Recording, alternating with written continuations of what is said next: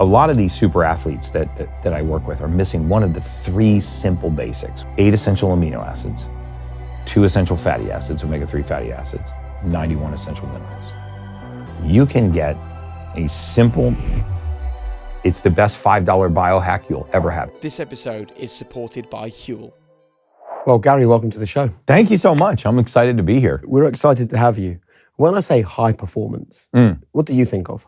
I believe that every human being has a superhuman inside of them. And most of us are walking around. In fact, your audience, I would guess 50, 60% of your audience is walking around at about 50% of their true state of normal. And by that, I mean, we've accepted such an erosion of our baseline sense of normalcy that we think there's consequences of aging that are just a part of life. Like we're supposed to have a little bit of brain fog. We're supposed to have some water retention. We're not supposed to sleep that well. We're not supposed to have particularly really good short-term recall. Our waking energy is supposed to be off as we're busy as an entrepreneur. And none of that is true. These are consequences of missing raw materials, not the consequence of aging. They're not the consequence of our environment. They're not the consequence of stress.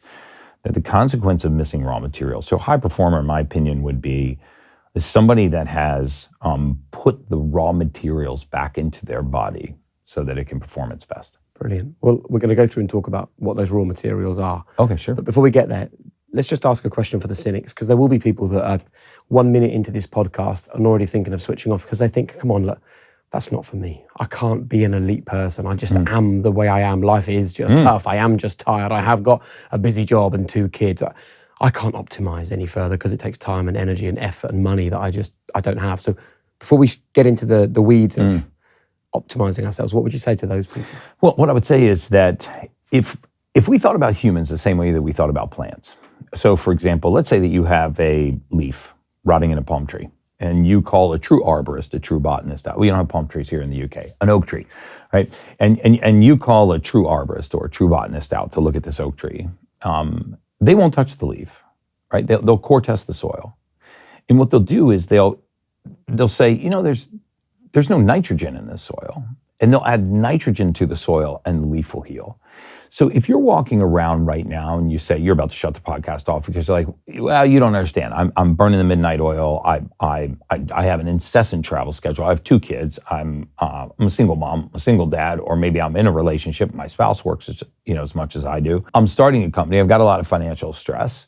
Then you actually need to pay more attention, right? Because what happens is the more stress we put on our body, the more nutrient deficient. And we'll get very specific about this. And I'm not talking about expensive testing. I'm not going to recommend that you go get fancy testing. I'm not going to recommend that you spend any more than a few dollars a month on supplements. I'm not even going to recommend you get the supplements from me. What I am going to recommend is that you put certain raw materials back into your body so they can function the way that it was designed. Human beings can take enormous levels of stress.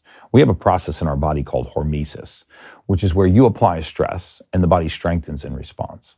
In fact, I think we need to stop looking at stress as a negative, right? Because there are some stresses that are actually very, very good for the body. In fact, I think that aging is the aggressive pursuit of comfort. I think the more aggressively we pursue comfort, the faster we age. We need to stop telling grandma not to go outside, it's too hot, not to go outside, it's too cold, just to lay down, just to relax, just to eat at the first pang of hunger. And entrepreneurs don't realize that they can actually get strength from the stress that they encounter. Much like loading our bones. If you don't load your bone, it won't strengthen. If you don't actually tear a muscle, it won't grow. Yeah. If you don't challenge the immune system, it will weaken. Right, so there are adaptations that we make to stress that actually make us stronger, that improve our processing speed, that actually improve our resilience, that improve our focus, our concentration. Look at some of the greats of the world, like a Tom Brady, for example.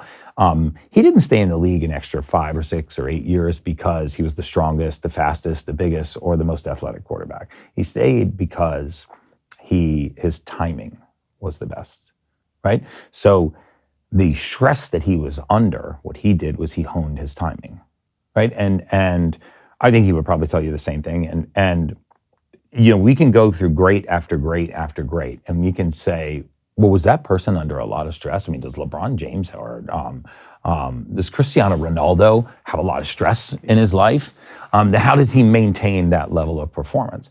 So it just depends on how you look at stress. So take cold water immersion, for example. Most people are like, well, it sucks. It's painful. I don't like it. I don't enjoy the cold. My fingers and toes stay numb for a while. So what kind of benefit could I get from, submersing myself in cold water? Well, you get four main benefits, right? You get a peripheral vasoconstriction, right? So remember, your vascular system is smooth muscle. Your arteries are smooth muscle. They can constrict and they can dilate. And so you get a peripheral vasoconstriction, which forces all the blood into the core, liver, lungs, pancreas, kidneys, your diaphragm, into your brain. You also get the release of something called cold shock proteins. When the body, this is what I mean by the body undergoing stress and strengthening in response. So your liver will release a special class of proteins called cold shock proteins. If you want to really have some fun, just Google around about cold shock proteins. These things are fascinating. Specifically Lin-28A and Lin-28B. And these specific cold shock proteins will actually improve your insulin sensitivity. They will reduce free radical oxidation in the blood. They'll improve the rate of protein synthesis, which is muscle repair. And then you activate something called brown fat, which is different than white fat, visceral fat. Brown fat is what exchanges a calorie for heat. So it turns a calorie into heat. Because there's a cost to regaining your body temperature. If your core temperature drops, there's a cost to getting it back to your 98.6 degree temperature, and that cost is calories. And so when you put the body under stress, peripheral vasoconstriction dumps the blood into the core in an effort to save your life, floods the brain with oxygen, floods the liver, lungs, pancreas, kidneys with oxygen, releases cold shock proteins, which scour the body of free radical oxidation, increase the rate of protein synthesis, improve insulin sensitivity. What's protein synthesis? Protein synthesis is muscle repair. We had someone come on the podcast. I won't name them because we had a conversation afterwards about this, but they said that they were looking really ripped, really buff. They look great. I said, what have you done? They said, ice baths. They said, I don't know why, and they still don't know why, but they said ice baths has totally changed the way that my body kind of processes itself. I'm eating the same, I'm exercising the same, but the only thing I've changed is ice baths. Absolutely agree with that. What's happened there then? Well, so I'm going to get attacked by the haters for saying there is no peer-reviewed, randomized, placebo-controlled clinical trial that directly links ice baths to fat loss. However, if you look at the data in totality, right, what happens when I get into an ice bath? Well, first of all, my body temperature drops. There's a cost, as I was saying earlier, to returning your body temperature to normal. You don't just get to freely go from, being in the 70s or 80 degrees, going back to normal body temperature. That's not free. There's a cost. The cost is calories. In fact, the definition of a calorie is a measure of heat, right? It's measured in joules. It's the amount of energy that it takes essentially to raise 1 cubic centimeter of water, 1 degree centigrade. So if a calorie is a measure of heat, then when heat is leaving our bodies, what do you think is leaving our bodies? Calories. Yeah. Calories are leaving our bodies. In fact, most people don't realize that fat loss is done by respiration. We actually breathe out the carbon byproduct of fat loss, fat metabolism. Fat doesn't come out to the skin, doesn't magically turn into energy, and it just goes into the abyss. We actually breathe the byproduct of it out. So you drop the body temperature. Now you activate brown fat. Brown fat takes calories, turns it into heat, and starts to warm you back up. You also activate these cold shock proteins. And I've only now been deep down the road of cold shock proteins because I'm fascinated by the body's chemical ability to save itself. Huel has been a staple of my diet for some time, and I'm currently loving these Huel Daily A to Z vitamins. Tastes great, refreshing. Each can has 26 vitamins and minerals, offering 154 science-backed health benefits. Reduced tiredness and fatigue, normal cognitive function, healthy skin, hair and nails, and vitamin D for immunity. This is a vitamin drink that offers everything you could need it to. So what are you waiting for? Grab it right now in Tesco stores nationwide or at Huel.com and let me know what you think.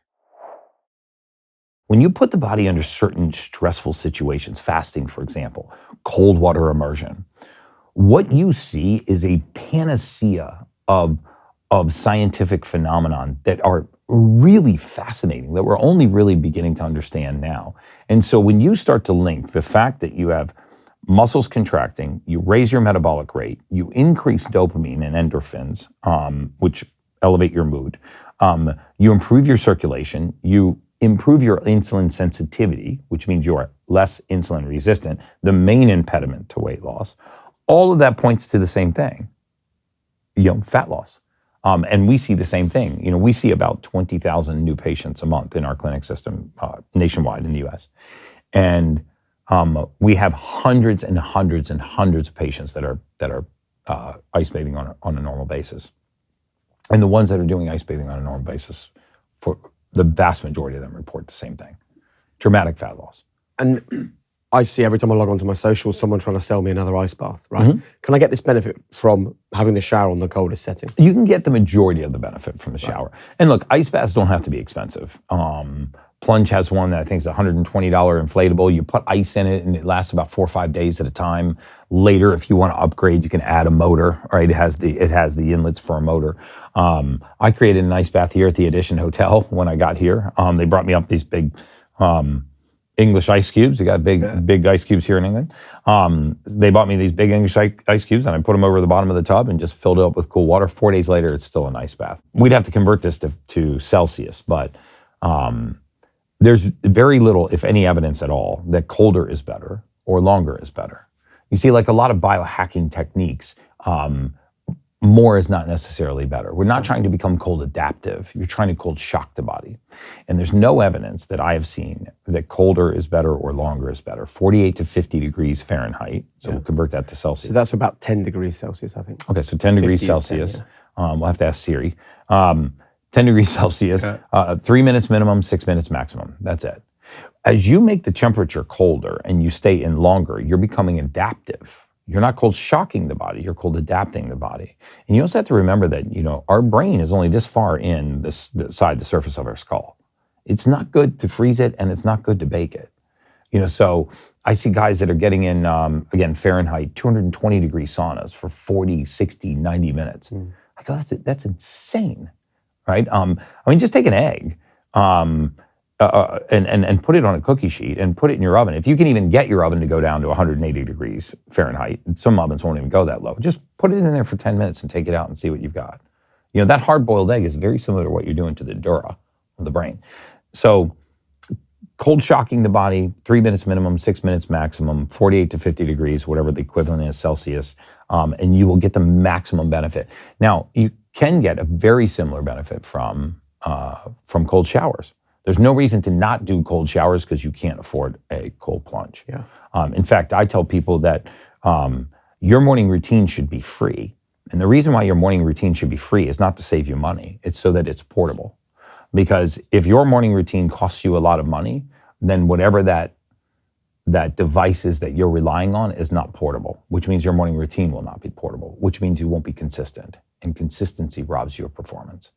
And so when you are on the road, you should be able to take your routine with you, and therefore it should be free. Things like sunlight, grounding, breathwork, cold showers, an eye mask to sleep at night.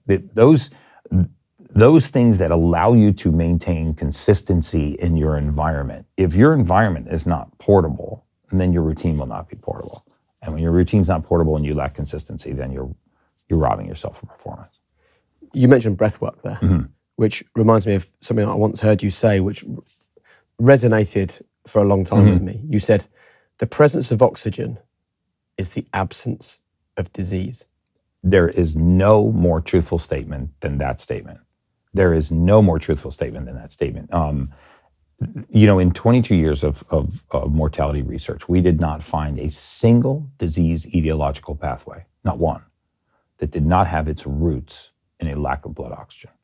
Not a single one, or was not exacerbated by this. If you think about what, how energy works in the human body, right? Most of us think that we get energy from the food we eat or the water we drink or the air we breathe.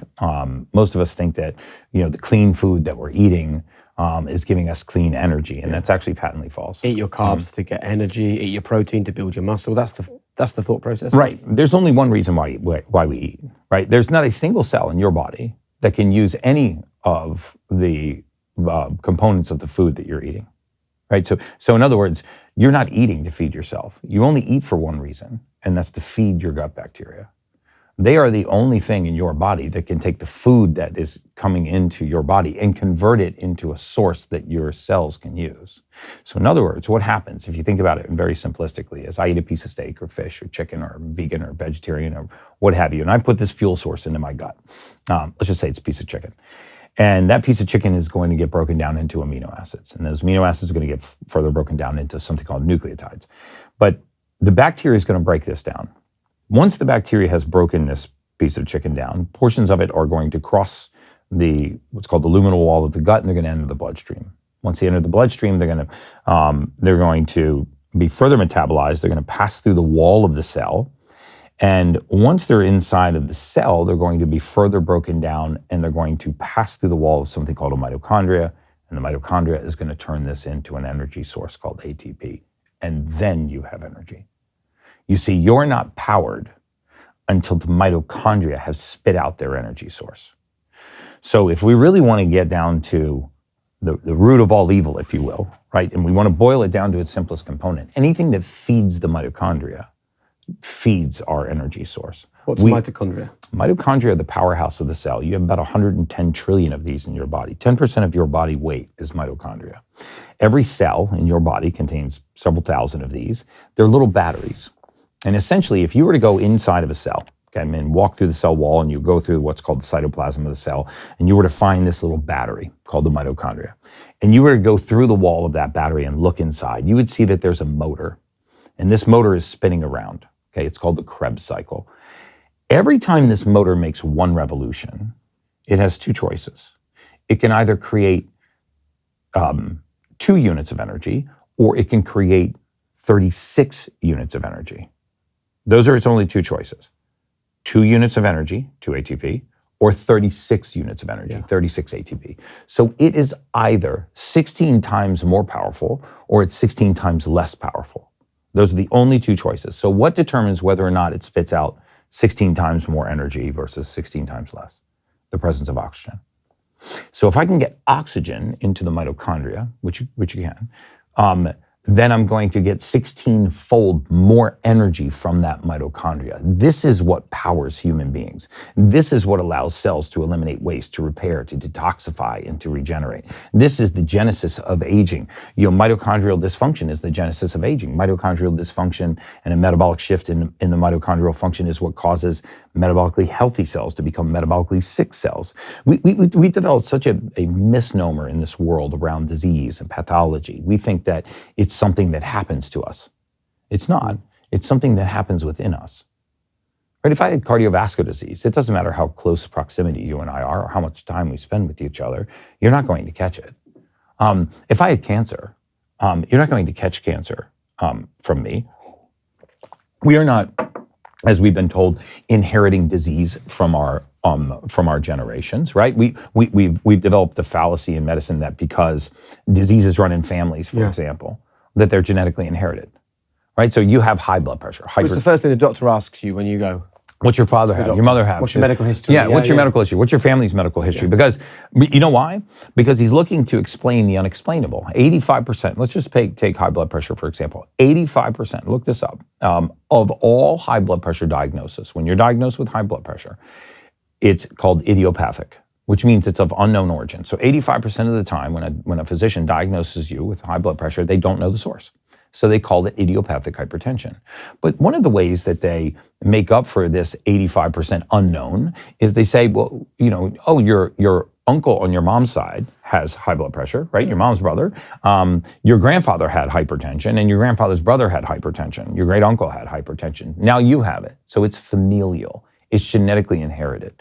You know what I would say the next time a doctor says that to you? I would say, just out of curiosity, what gene did I inherit from my ancestor that gave me the hypertension? If it's genetically inherited, what gene did I inherit? And watch their face go blank, right? Because that gene does not exist.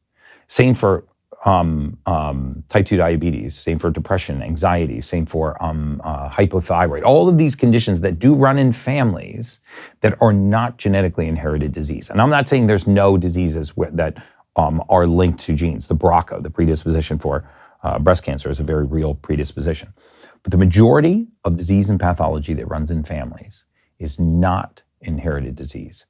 It is an inability, what you'd inherited was an inability to refine a raw material, which causes a deficiency, which leads to that disease.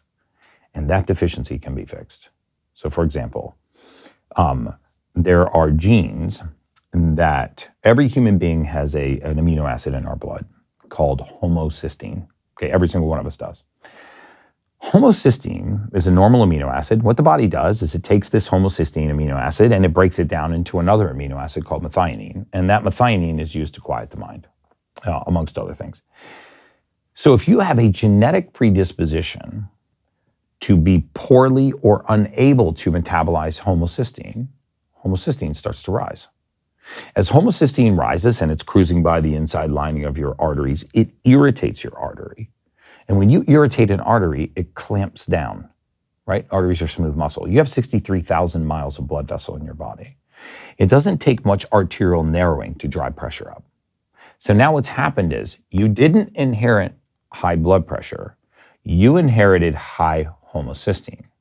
And because you can't lower homocysteine, your vascular system is contracting and your pressure is going up. So now you're diagnosed with hypertension, high blood pressure. You're told that your high blood pressure was inherited from your family, and there's nothing you can do, therefore you got to take medication the rest of your life. But the truth is, if you would just use another amino acid, trimethylglycine, and you would take that capsule, you would begin to metabolize homocysteine, the vascular system very often will relax, and your pressure would return to normal. You didn't inherit a disease, you inherited a deficiency. And I could go through hundreds and hundreds and hundreds of examples like this. This is, in my opinion, the greatest industry that modern medicine has become, which is a symptom maintenance and disease management industry, right? I mean, in the United States, type 2 diabetes alone is a $110 billion industry. We're not trying to put it out of business. We're trying to just maintain it. We're not trying to let people die, but we're trying to let them live with the disease that they have. And how does all of this relate to the statement at the beginning, the presence of oxygen is the absence of disease? Because whatever deprives the mitochondria of oxygen deprives the body of its most valuable energy source, which is ATP, adenosine triphosphate. What's that? So ATP is what powers human beings. You're only powered by one energy source, ATP, and it is produced by the mitochondria. And if the mitochondria can be fed oxygen, what does that mean? That means that now there is more ATP, there is more power in the system. Yeah. When my system has more power, my immune system is sharper. And what happens when my immune system is more acute? Well, the immune system, as we know it, doesn't just only protect us from pathogens and viruses and bacteria. That's part of what it does. The majority of what the immune system does is police our own cells. It polices our own community, and it looks for cells called senescent cells that are metabolically healthy, that are becoming metabolically sick. All cancer, regardless of its form or origin, was at one time a healthy cell, right? It didn't happen to you. It happened within you. So something caused a healthy cell to go from being metabolically healthy to shift its metabolism, right, to being metabolically sick. And during this shift, the immune system of everybody that's listening to this podcast right now, at some time you have had this shift going on in cells in your body, and your immune system spotted it, and it literally ate that cell. It's called cellular autophagy. It's like, in our world, it would be akin to having like a chief operating officer that was a cannibal. And as soon as he saw a lazy employee, he literally ate that employee and replaced it with an employee that would do their job. That's exactly what the immune system does. Right. It finds cells that can no longer perform their function, and it breaks them apart into their components, amino acids, and gives those back to the other cells for energy. This happens in a heightened state when you're fasted, okay, or when you're in ketosis. My whole point is that oxygen going into the mitochondria gives the mitochondria 16 times more energy. What does it mean when a cell has 16 times more energy? It has 16 times the energy to eliminate waste, to repair, to detoxify, to regenerate, to protect itself, to divide, and also to find other cells that are not doing their job. So if you want to get to the deepest tip of the root, the presence of oxygen is the absence of disease. all human beings die of exactly the same thing. We all die of hypoxia.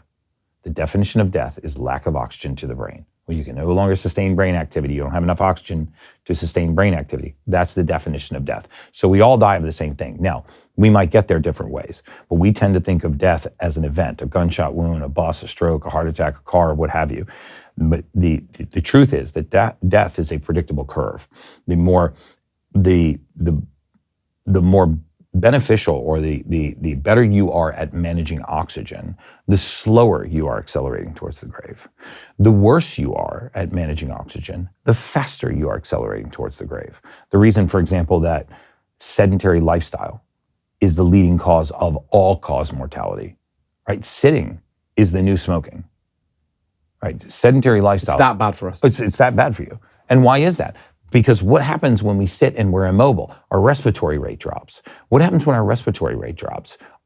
Our O2 saturation, our oxygen level drops. What happens when our oxygen level drops? The energy that the cell has to defend itself, to repair, to divide, to live, to perform its functions drops.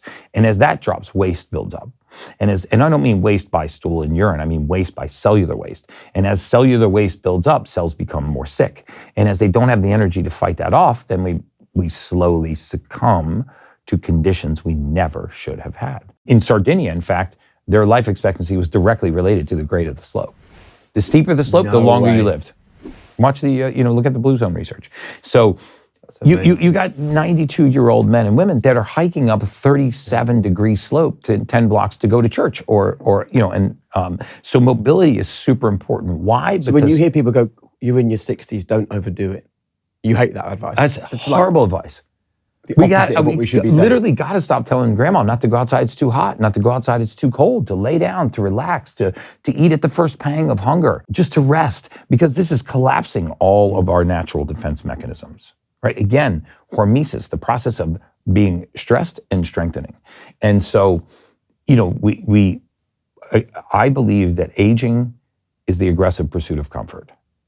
I truly believe that the more aggressively we pursue comfort, the faster we age. Right? We have to get used to stress being of benefit to us. My point is that the presence of oxygen is the absence of disease, because the presence of oxygen is the fuel that gives our body the capacity to defend itself. So how does your average person, and I'd consider myself just to be an average guy, busy, few businesses, couple of kids, I don't live in London, I commute in, like time is a precious resource for me. Yes.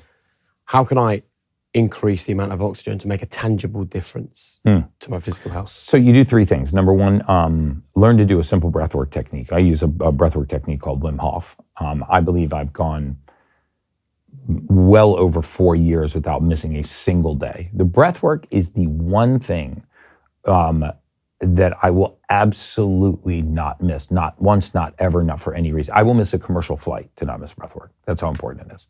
My technique takes about 8 minutes. It's actually not mine, it's Wim Hof's. It's free, it's portable. It's one of those things, like I say, your routine should be portable. It can help reset your circadian rhythm. It will elevate your mood. It will elevate your emotional state.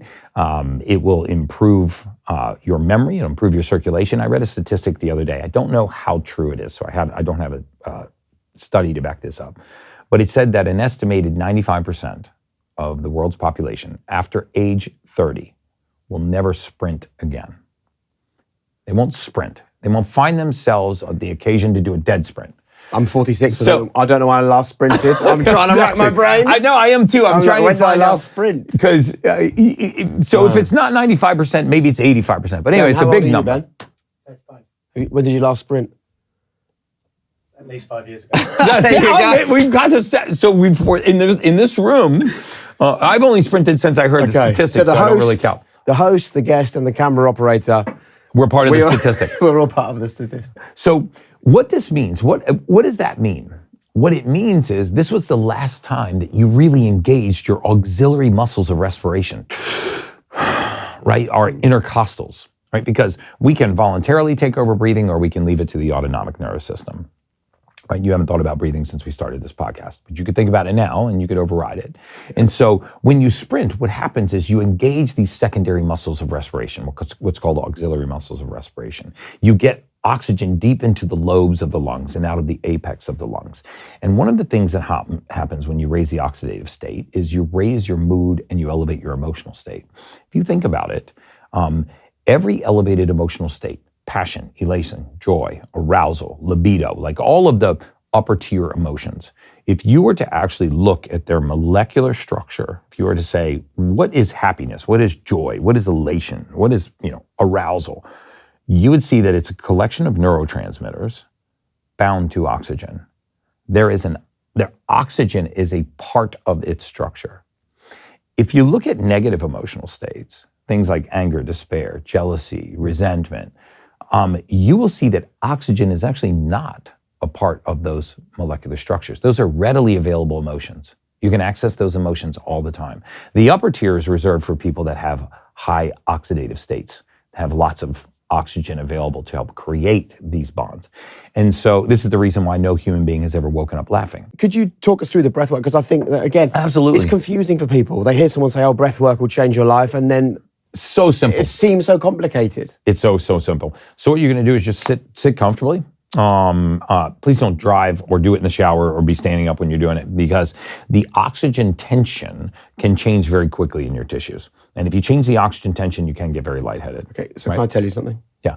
In the research for today's conversation, I tried this on the train down today. And I did, you're about to explain, but I did 30 breaths in a breath hold. Wow. On the breath hold, I think I nearly passed out. Yes.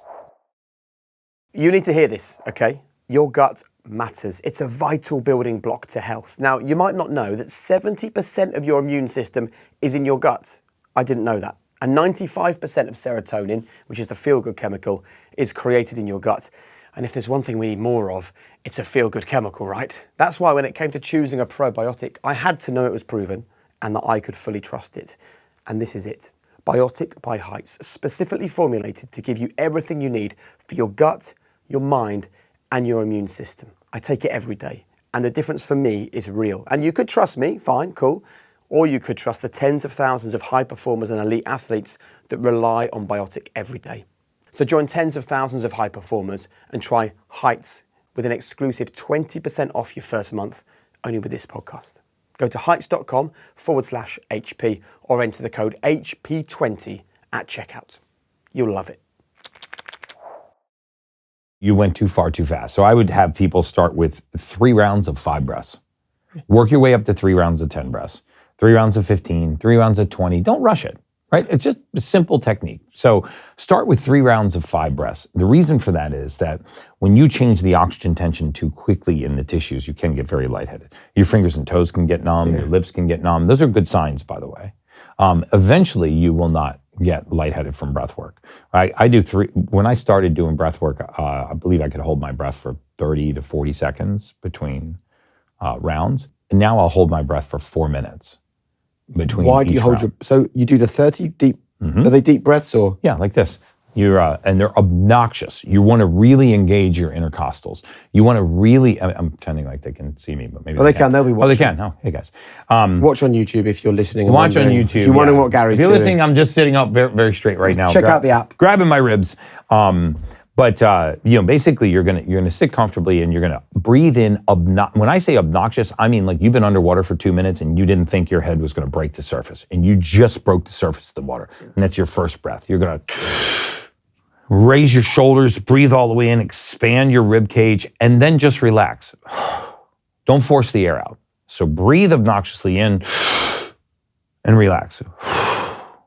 Now what happens is when you exhale, don't force the rest of the air out like that, carbon dioxide will begin to build up.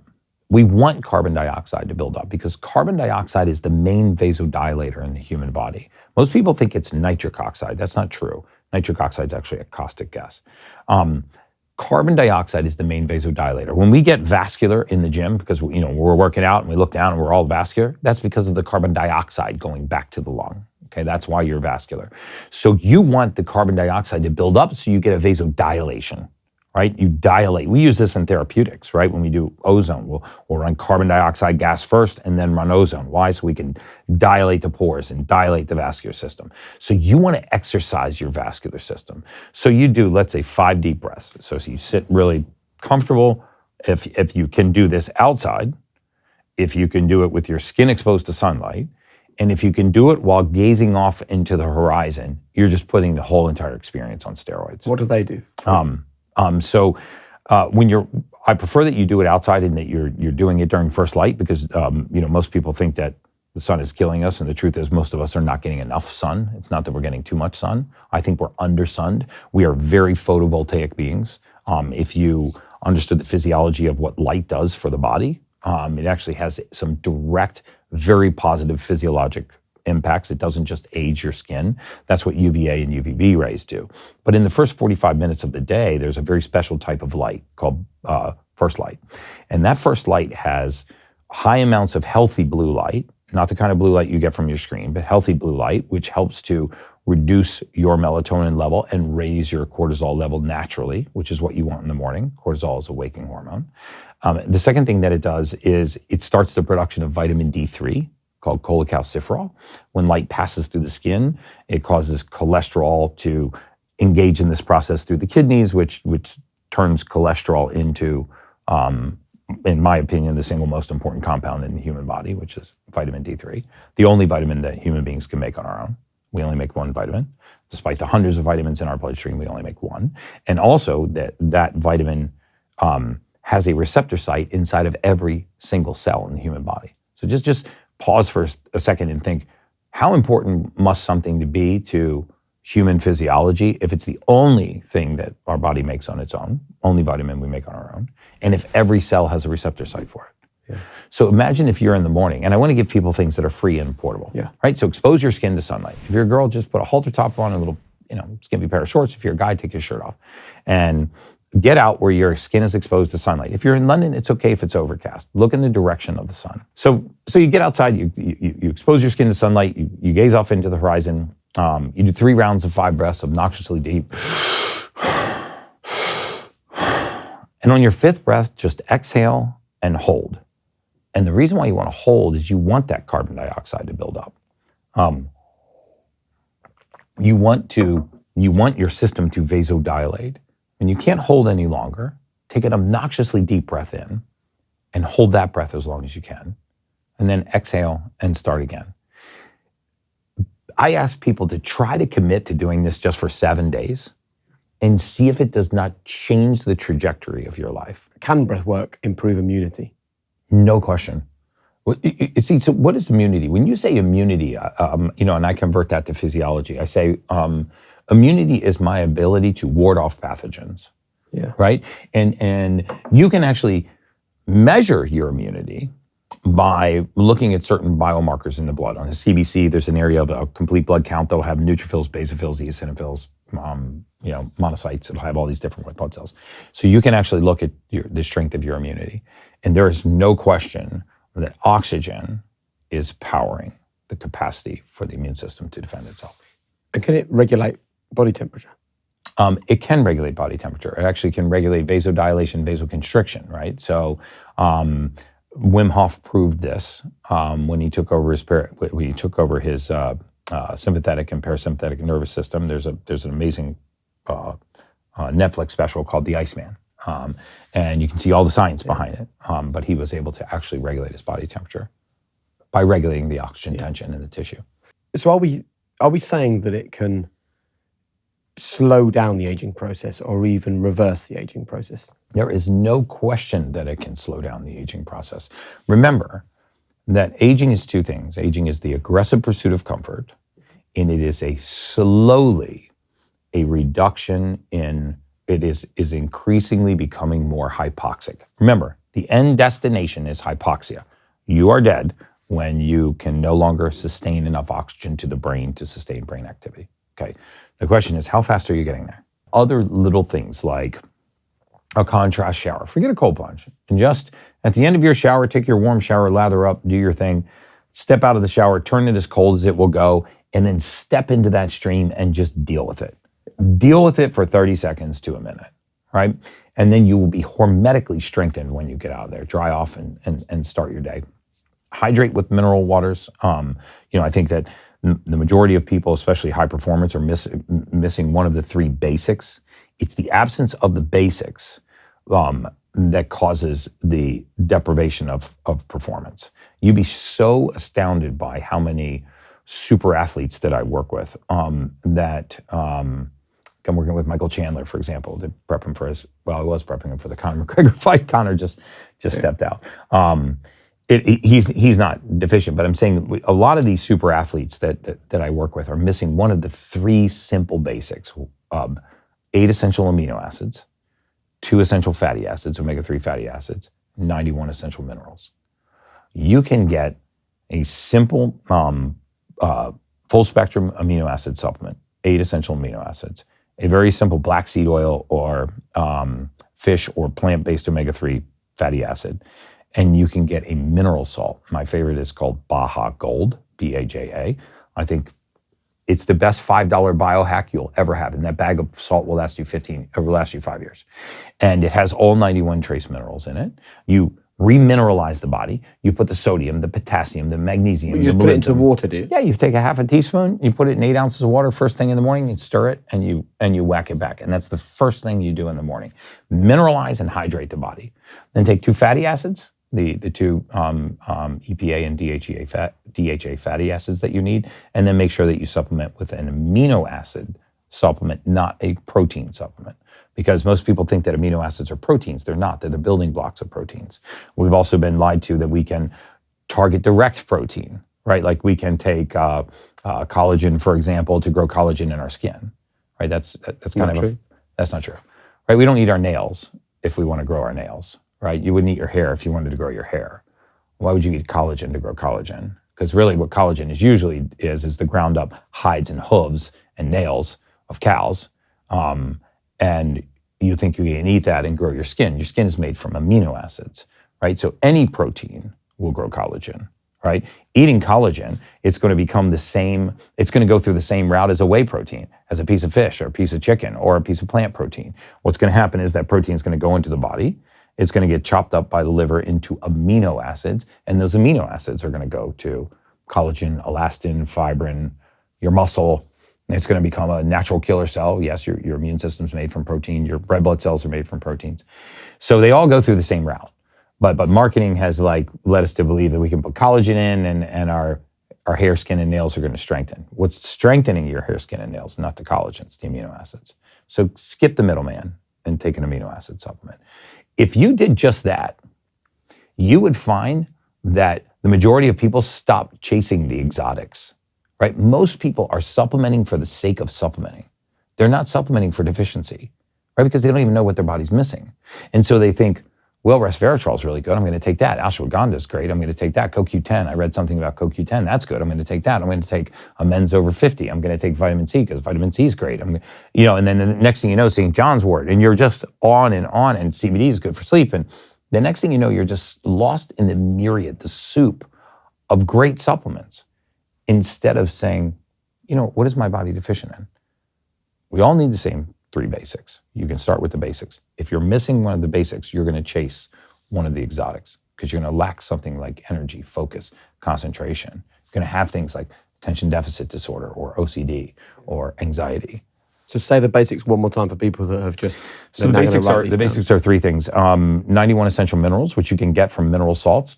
Celtic salt is a great one. Yeah. My favorite is called Baja Gold, BAJA Gold, sea salt, just because it's tested down to 250 parts per billion. It's dirt cheap, and it has all the basic minerals. The second is a fatty acid supplement, omega-3 fatty acid. Make sure it has EPA and DHA. Those are the 2 that we desperately need. They're omega-3s. Most of us are deficient in the 3s, and we have an excess of the 6s, right, which are pro-inflammatory. You can get those in a plant-based version, like a black seed oil, or you can get them in an animal-based version, like a fish oil, clean fish oil. And I'm not even saying you have to get these from me. I don't even sell them in the UK. So I have no supposition here other than to tell you what years of research has led me to find out. And the third is the amino acid supplement. I take something called Perfect Aminos, which is the 8 essential amino acids, and it won't even break a fast. You can take a scoop of this and put it in water. Your body will have all 8 of the essential amino acids it needs, and it won't even break your fast in the morning. If you're working out in a fasted state, you have to take that. No question. Can we talk about nutrition? Absolutely. So I think I represent a lot of people. I'm 46 years old. I don't really eat too much junk food. I think I eat relatively well. That's great. I never wake up hungry. I don't really eat breakfast. I do get the nibbles late in the evening. But this here has appeared, and it's so hard to get rid of. What is going on? So what's going on is as we age, our metabolism begins to drop, and so this is why I think you need to get data on your bodies, right? Because it's very hard to take action or give advice without data. And the problem is that there's such a myriad of opinions out there. I never give even my opinion without data. I'm a huge fan of data. So I think every human being should do 2 tests. Number 1, you should do what's called a genetic methylation test. I know it sounds complicated, but it's very easy. It's usually done by cheek swab. You send it into a lab. They look at 5 genes. And these 5 genes will tell you exactly what your body can convert into the usable form and what it can't. Once you know that, for example, let's say that you cannot convert, you have the most common gene mutation in the world, which is called MTHFR. It's called the motherfucker gene. So I happen to be a motherfucker, so I can say that. So MTHFR gene mutation, one of the most prevalent gene mutations in the world, disallows somebody from converting folic acid into methylfolate. Now, this doesn't sound like a big deal, right? Until you realize that folic acid is the most prevalent nutrient in the human diet. So now you can't convert the most prevalent nutrient in the human diet into the most necessary raw material, one of the most necessary raw materials in the human body, methylfolate. The reason why you do this test is you do it once in your life, and you will never, for the rest of your life, ever guess on what your body's deficient in. It will tell you exactly what you can't produce, and you simply supplement for that deficiency, right? So now you're supplementing for deficiency, not the sake of supplementing. And then the other thing that you do is you look at 3 things in your blood work. You look at your what's called glycemic control. I would almost guarantee that this is related to a decrease in free testosterone and an increase in your estrogen ratio. Right. Men and women both have estrogen and testosterone. It is more important to maintain a certain ratio than it is to maintain a certain level, right? The ratio of hormones to one another is more important than their levels. 70% of the time, when you have hormone disruption, you do not need hormone therapy. You need nutrients. The majority of men and women are deficient in testosterone, for example, because they're deficient in the raw material DHEA, and they're also deficient in D3. So when you get information on your body, you look at your hormone balance, your glycemic control, your blood sugar profile, and your nutrient deficiencies. You just look at those 3 things in the blood, and you supplement for those 3 things, magic will happen in your body. So good. Mental stress. It's a big part of my life. There's a lot going on. What are the danger signs we should be looking out for, or the things we should be thinking about when it comes to our physiology linked to mental stress? So first of all, when you say mental stress, it's like when people say anxiety, right? I ask people all the time, what is anxiety? Right? No one has ever been able to give me the correct answer, not even a physician, right? I asked 1,400 or 1,500 people in a room yesterday. I was here at the Health Optimization Summit. I said, how many of you, just by show of hands, how many of you either suffer from or know somebody that suffers from anxiety? Yeah. 70% of the room. So 500-600 people raised their hands and said, I either suffer from or I know somebody who suffers from anxiety. I said, well, what is anxiety? Everybody describes the characteristics. It's and I'm not picking on you because you just asked about stress, but you're not telling me what stress is. So I'm going to tell your listeners. So unless we know what it is, it's very hard to give an answer to how to address it, right? Because what's happening is people are going, well, I'm under a lot of stress. What does that mean? What is that? Because if I don't tell you what it is, I can't tell you what to do. So first I have to tell you what it is. It's like when people say, I have a lot of anxiety. Well, what does that mean? What you'll tell me is, it means I feel fear without the presence of a fear. I'm anxious about the future. I worry that things are going to happen that usually don't happen, that usually have never happened, but it still doesn't stop me from worrying that it's going to happen, right? So to identify the best way to address this, we have to understand what it is. So I'll tell you what stress and anxiety are. They are a rise in a class of neurotransmitters called catecholamines. So in other words, there are 4 neurotransmitters. These 4 neurotransmitters are involved in fight or flight, right? There's the same 4: ephedrine, epinephrine, phenytoin, and dopamine, okay? When these 4 neurotransmitters rise, you feel fear. You feel the presence of fear. So in other words, if you drove home tonight and you got out of your car and somebody was standing in front of you with a knife, that's a very real threat, right? Catecholamines would dump into your brain. Your body would flood with adrenaline and dopamine. And what would happen is your pupils would dilate, your heart rate would increase, your extremities would flood with blood. You would start having a fight or flight response, right? Because the presence of this fear caused a dump of catecholamines. So let's take another scenario where you drove home and you laid down in your bed at night and you just started thinking about getting eaten by a shark. You really ruminated on getting eaten by a shark. You could have the exact same reaction. How is it that you could have the same reaction to the presence of an actual fear as to one that was entirely imagined? Because both are exactly the same thing. At their core, they are both a rise in catecholamines. So now we know that when catecholamines rise, creates this heightened state of stress, creates a heightened state of awareness. It will cause your mind to race. It will usually cause you to consider only worst case scenario. It will keep your mind awake at night. So one of the things that stress does, which is a rise in catecholamines, is when you lay down to go to sleep at night, your body tired, but your mind is awake, right? So when you say somebody is suffering from stress, let's just define it. Somebody's suffering from excess catecholamines. When they're suffering from excess catecholamines, instead of going to bed at a 2, they're going to bed with these levels at about a 6. So what happens? Well, you're not having a fight or flight response, but you are laying in bed awake, ruminating about your day. Did I get everything on my grocery list? Did my belt match my shoes today? Should I have returned that email? What about that Instagram post I forgot to do, right? Just whatever the thought of the day is. This is happening. Stress is causing this wakened state because it's causing an elevation in catecholamines. So the enemy here is the elevated catecholamine. This is the cause of anxiety, right? So now we have an enemy. We know that when catecholamines rise, I feel fear, and I don't need the presence of a fear. Somebody that's truly suffered from anxiety, if you ask them these 3 questions, you will quickly find out that it is not coming from a cluster of symptoms. It's coming from their physiology. If you say, have you had this on and off throughout your entire lifetime? They'll say yes. If you say, can you always point to the specific trigger that causes it? They'll say no. I could be on a podcast, sitting in a room calmly, just like this. There's no reason for me to be fearful. And I could be overwhelmed with anxiety. Somebody that suffers from anxiety knows exactly what I'm talking about. And all of the reasoning in the world will do nothing to talk them out of anxiety. All of there's no reason for you to feel that way. There's nothing for you to be afraid of. Why do you choose to act like this? That will do nothing. In fact, that will really upset them, right? So now we know we have catecholamines. How do we break down catecholamines? We break down catecholamines with the complex of B vitamins. The majority of people that suffer from chronic stress or chronic anxiety are deficient in a B complex of vitamins: pyridoxine, riboflavin, thiamine, niacin, pantothenic acid. We don't want it to be this simple, but very often it is.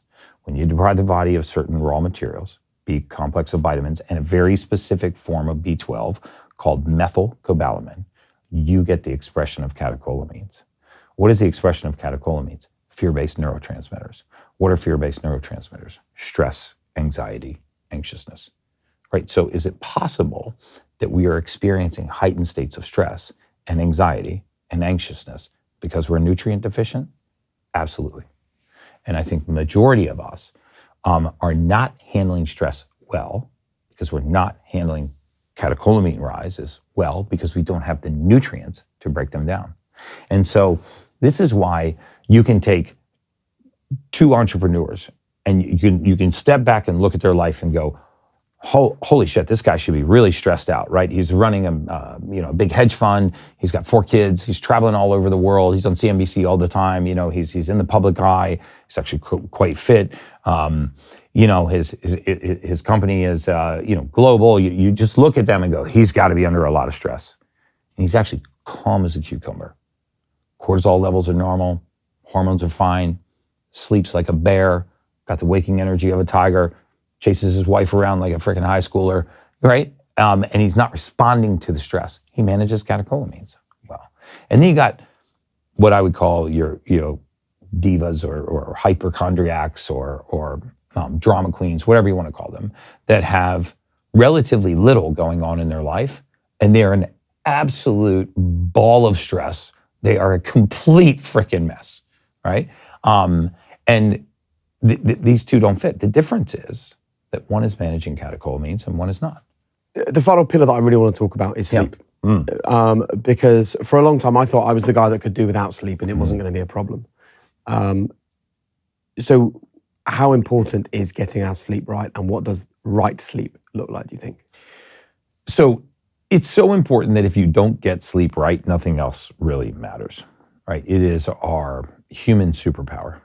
And I believe that sleep is the first thing to be compromised, meaning we schedule meetings and travel before we schedule sleep and exercise. I mean, one of the things we were talking about before we got here was, one of my favorite things to do is sometimes I'll go on these really, really busy, aggressive trips where I'll do 9 cities in 11 days. And they're on opposite sides of the world, right? I'll go to Saudi Arabia and I'll go to Abu Dhabi, Dubai, then I'll fly to New York, I'll catch a connection in New York, and then I'll go speak in Salt Lake, and then I'll go to Denver, and then finally make my way back to Miami.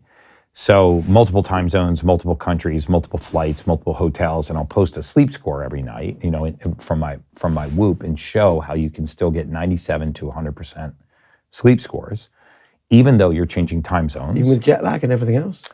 No. Because you don't get jet lag? Because I have a sleep routine, and that's what most people lack, I think, is, right? If I ask most people, what's your exercise routine?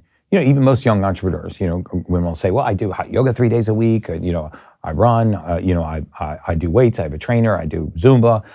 You ask guys, they're like, oh, I go to CrossFit 4 or 5 days a week, or I do chest and tris on Monday, I do back and bis on Tuesday, I do legs and shoulders on Wednesday. Like, they have a routine for their exercise. They have a routine for their job. They have a routine for, getting to work, getting the kids to school.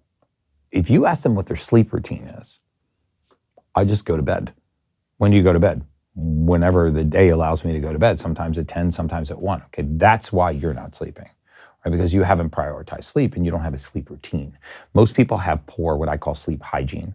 And so what's really dramatic, in my opinion, about sleep is that it's very easy to change. It just takes a routine that you maintain some consistency with. So, for example, I schedule all of my meetings and travel around sleep and exercise. The reason why I moved your podcast today was so I could nap. Why does it matter so much? It matters because there are 3 things that are happening during sleep that a lot of us are not realizing. Obviously, we know that sleep, is restorative for us. But what happens is there are 2 waste elimination systems in the body. One is called the lymphatic system, which is essentially in the body. It's a static system that eliminates waste.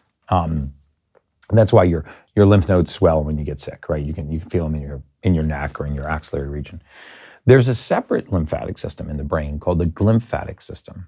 And the glymphatic system is how the brain eliminates waste.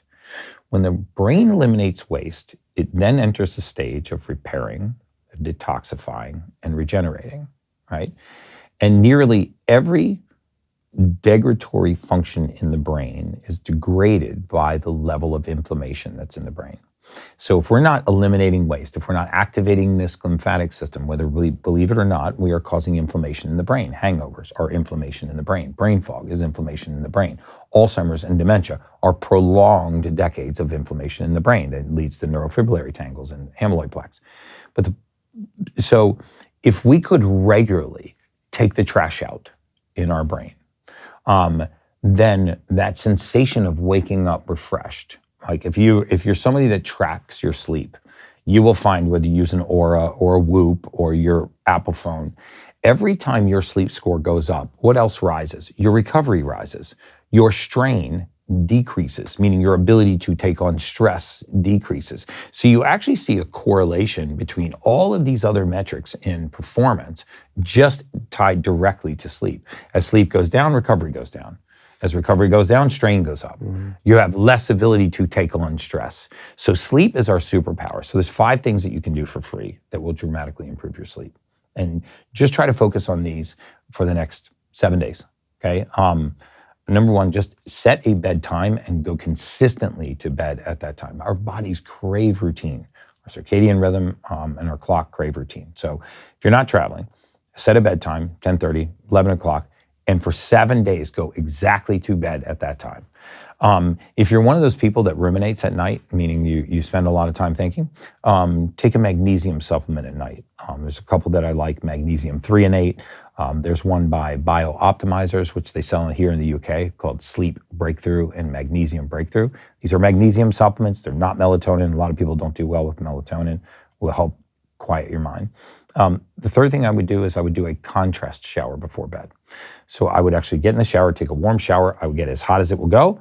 I would step out of that stream, get it as cold as it will go, and only stand in that cold water for 30 seconds. This will shift your state. You see, most people carry the state that they're in into their bed, and they can't. And it's that shift change that takes them a long time to go to sleep. If you shift your state quickly with a 2 or 3 minute shower, and then get in bed, you're decreasing the amount of time to fall asleep because you've already changed your state. So that shower is important. Darken the room as much as you possibly can. I mean, spend some time and literally surgically remove light from your room. If you have a fire alarm, like that little light right there, take a piece of tape and put it over that light. That little light like that could make a difference. You'd be shocked the little amount of candle wattage that it takes passing through your eyes to raise your cortisol level. Cortisol is very responsive to light. I would get an eye mask if you have an issue darkening the room, the $6 little soft eye mask. I would also decrease the temperature in the room, 68, 69 degrees Fahrenheit. So we'll convert that to Celsius. And then the last thing I would do is I would do no screen time, no alcohol on the nights that you really want to get good sleep, and stop eating 2 hours before bed. Once you're in bed, there is a breathwork technique called natural Xanax, which is very simple. It's a visualization and breathwork technique where you take a 6-second inhale in through your nose. You hold for 3 seconds, and then you take a 6-second exhale out through your mouth through an imaginary straw. This is going to sound hokey, but if you imagine yourself taking the thoughts from your head and breathing them down into your lungs and then breathing them out of your body. So when you breathe in through your nose, draw all the thoughts of your day down into your lungs. When you breathe out through your mouth, breathe them all out through your mouth. Just add this visualization technique. What I'm trying to do is take you off of the rumination of thoughts from the day. Yeah. None of that will cost you a dime. If you apply that sleep routine for the next 7 days, you will dramatically improve your sleep score. By day 3, your sleep score will be up 28%, your average sleep score. If I can improve your sleep score 28%, that is your inherent superpower. Because most of the time, it's not the time we're spending in bed. We're spending plenty of time in bed. It's the quality of what's happening when we're not sleeping or when we're sleeping. I'm really interested in where you see the state of humanity, because there's part of me that goes, all I hear on the news is negative stories, this conversation about our immunity is at an all-time low, and we've had the COVID pandemic, and depression, anxiety are at an all-time high, and we're no longer communicating with each other. We're obsessed with mobile phones. We're more sedentary than we've ever been before. But then at the same time, I think, well, 30 years ago, nobody was talking about breath work. People weren't taking ice baths. We weren't using 8 sleep mattresses and Whoop bands, and we weren't going on high protein, low carbohydrate diets and fasting first thing in the morning, and no one had home gyms. I mean, my parents tell me when they were growing up in the 60s, nobody went for a run. There wasn't gyms and gym membership. Right. So I don't know whether we should be fearful about what the future of human health looks like or optimistic about it. Oh my gosh, we should be so optimistic. We are about to live through the greatest revolution in all of modern medicine. If you're alive 5 years from today, I believe that you will easily live to between 120 and 140. And the reason for that is the entire modern medical system is about to be circumvented in the most incredibly positive way. What I mean by this is that we have the convergence going on right now of big data, artificial intelligence, and early detection. So for the first time, voluminous amounts of data, hundreds of trillions of possible outcomes can be analyzed, and an actionable step can be derived from that. We used to say, wow, if we could detect cancer at an earlier point, we could save so many lives. We can actually detect cancer before stage 1 now. We can predict the onset of cancer because of artificial intelligence. So what's happening is over the next 5 years, you're going to see 3 centuries of medical advancement happen in the next 5 years. Artificial intelligence and big data is going to begin, when I say circumvent the medical system, no longer will we be able to study things in isolation and say that the answer is this chemical, this synthetic, or this pharmaceutical, right? We won't be able to say, oversimplify human beings and say, okay, when LDL cholesterol goes up, so does cardiovascular disease.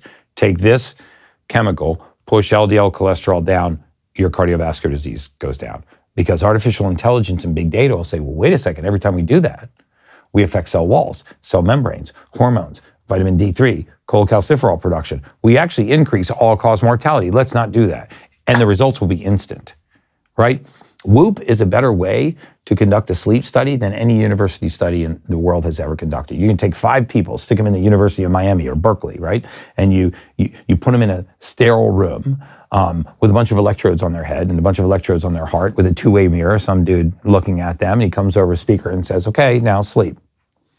And we take those 5 people or 8 people and we extrapolate that out to society and say, oh, this is delta wave of sleep. This is theta wave. This is the best supplement for you. Man, Whoop can do a sleep study with 60,000 people in 30 days overnight, have a baseline on 60,000 people sleeping in their own bedroom, going to their own job, sleeping in their own bed with their own spouse, and that's accurate data. And so now we're going to be collecting voluminous amounts of large data, and we'll be able to spit it out in real time to the public. We won't need to go through a 10-year clinical trial, right? So the wheels of progress have fallen off and they've been replaced by jet engines. And the regulatory environment is not going to be able to keep up with this. But you should be able to, as a citizen scientist, navigate these waters fairly easily and really extend your lifespan. So you're optimistic? Super optimistic. I think I'm like, I hate sleep and I hate not being awake and I hate freaking vacations because like, I'm so excited for this that this is going to be the greatest time for humanity over the next 5 years. Love it.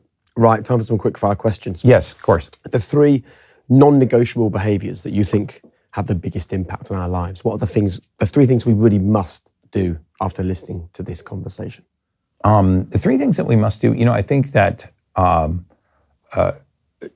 number 1 is to be selfish. And I think that even the most well-intended entrepreneurs have a very difficult time very often putting themselves first. And by that I mean their business comes first, their spouse comes first. There's a reason why, they tell mothers to put their own oxygen mask on before they assist their own child. It's not inherently what a mother would do, right? They want to help their child before they help themselves. The truth is you're less of a benefit to yourself, to your community, to the world around you, to your spouse, to your kids, to your coworkers, to your partners, if you are not selfish enough to take care of your temple. And a second non-negotiable behavior, in my opinion, would be to practice gratitude. And when I say practice gratitude, I mean use the time of prayer or reflection to be thankful for what you have, not to ask for what you don't. I lived a very inauthentic time of my life for 20 years as a researcher in mortality. And all I wanted to do was be wealthy. But I wasn't in service to humanity, and I wasn't particularly grateful for anything. And I'd never achieved any level of wealth. And when I left that industry 10 years ago and began to focus on people's well-being, I became enormously wealthy. And now I don't think about wealth, I think about people's well-being. And I think the way that the universe works is that it rewards the authenticity of action, not the action itself. And the last thing is I would really engage in edifying the people around you. Find something good to say about your peers, your competitors, your industry, your compatriots, because it's astounding how edifying that message helps propel your own. And how much has that bothered you, that as you've had this quite meteoric rise to success with some incredible people, that others have seen it as an opportunity to take pot shots or bring you down or be critical? Yeah, I don't take it personally. What I find very odd is that a lot of these people will profess to be anti-bullshit, right? I want to correct the record. I want the facts to come out. But you say, well, how authentic is that statement? Because if you find something that fits your narrative and you propel it without validating it, then are you really concerned about the facts, or are you just concerned about the narrative? You've worked with some very famous people. Mm-hmm. Here in the UK, we're big fans of David Beckham, as yes. you know. How can you optimize a human being like David Beckham, who spent his whole life at the peak of physical fitness, competing at the top level? Well, it's folks like that they still have that be the best mentality. It's never left them. Maybe their body is not able to perform at the level that it was. But if you look at what happens to a lot of these greats when they retire, they go on to build amazing brands in completely unrelated industries. So he is as iconic to me because of what he's done outside of football as he is of what he did inside of football. And people will say, well, yeah, it's easy when you're famous. No, it's not. It's actually a lot harder when you're famous because the charlatans come for you, right? And everybody wants something from you. And so to be able to actually take your name, your likeness and image and monetize it in a way that's beneficial in so many different industries, to me, is astounding. And so it's not surprising that he and Victoria both and their whole family, for that matter, they care really deeply about their health. They invest a lot of time, a lot of effort, a lot of money in staying healthy. And so I admire the greats for that. They haven't sort of thrown it in neutral and said, we're just going to ride the fame and the fortune out here. No, they're diligent about it. Very good. Yeah. What is your biggest strength? What's your greatest weakness? My biggest strength is that I think God blessed me with the ability to take the ultra complicated and make it simple. And I believe that my message is for the masses. I really try not to sort of sit here and impress people with how smart I am. I really wanted to, I don't want to be the ultra woke biohacker just talking to other ultra woke biohackers. I want to be a messenger for the masses so that a small amount of education can inspire somebody to make a change. Because I realize that you don't make any impact in the world by educating people. You only make an impact in the world if that education inspires them to change something in their life. Love it. And the final question from this amazing conversation, your one golden rule, the one thing you'd love to leave people thinking about at the end of this conversation to live a high performance life. Wow, the one golden rule. I would say the golden rule is consistency, right? Develop in my opinion, for biooptimization, a morning routine and a sleep routine that are consistent and that are portable. Those are the two things. It should be free so that it is portable, and it should be consistent, capable of being consistent. And that way it's always with you. I think that all of us have some level of what's called caregiver syndrome, which means that we have a tendency to put so many other things in our life before our own temple, right? We don't filter things before they get to the temple. So we allow our temple to be the filter. So that would be my advice. I wasn't ready for that one, but that's a good one. Incredible. Mate, thank you very much. You're welcome, brother. Love that conversation. It was amazing. Honestly, I had a great time.